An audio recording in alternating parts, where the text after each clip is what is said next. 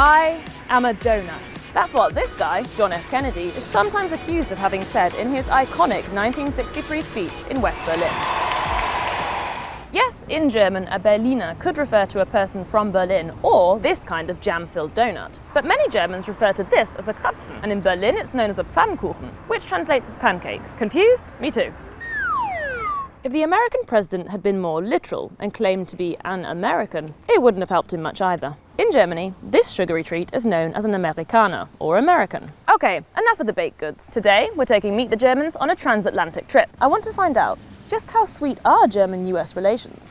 Ich glaube schon, es hat sich einiges zum Negativen verändert. Es gibt mehr Emotionen, mehr Spannungen im Verhältnis. Das hängt ja immer von der Regierung ab, ne? Früher war ja die Beziehung theoretisch in Ordnung. Zerstört ist diese Freundschaft. Ich denke, man muss, um eben so eine Freundschaft aufrechtzuerhalten, auch die positiven Dinge sehen. Sie sind aufgeschlossen, freundlich, höflich, meistens intelligent. Ob es jetzt Begriffe sind, Essen oder bestimmte Sitten, denke ich, wird schon viel übernommen, weil es halt so dieses Hollywood-Vorbild immer noch so ein bisschen ist. Ja, dadurch, dass ja auch sehr viele Europäer ausgewandert sind, haben sie auch die Kulturen mitgenommen, ne? Also im Endeffekt gehören sie ja zu Europa. There's no denying this relationship has had its ups and downs over the past century. Okay, here comes the history part. But let's keep things a little more exciting. Here's a brief history of US-German relations, told through the medium of baseball. The first official baseball game on German ground was played at the Berlin Olympics in 1936. No other countries ended up sending a team. So the US played the US. And the US won! USA!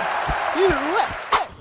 The Second World War unsurprisingly saw US-German relations hit rock bottom. Major League Baseball players were drafted into the US military, and the sport all but disappeared in Nazi Germany. After World War II, things got a lot better, as the US helped to rebuild a modern, democratic Germany. The occupying Americans wanted to teach the Germans the American way of life. And one way to do this was through sport.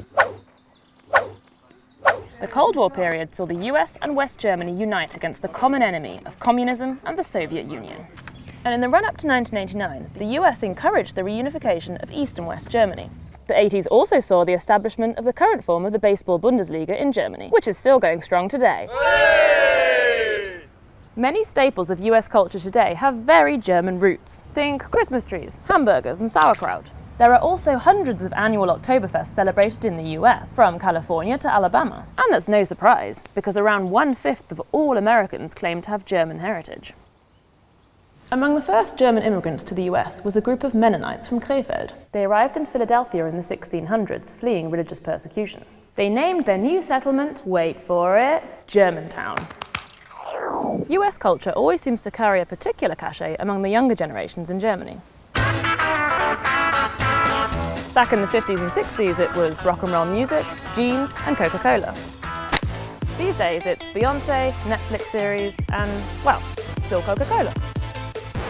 The Germans also have a somewhat bizarre interest in Native American culture. Take, for example, the beloved stories and films of the character Winnetou. Unfortunately, they haven't quite kept up with the debate surrounding cultural appropriation. Germans dressing up as Native Americans for Carnival can come as quite a shock for visiting Americans. There's also been a fair amount of linguistic trading between the two nations over the years. Where would the Americans be without their Kindergarten or Schadenfreude? And the Germans without their laptops, meetings, marketing, t-shirts, yuppies, and jet lag? That's all from this week's Meet the Germans. Auf Wiedersehen, see you later.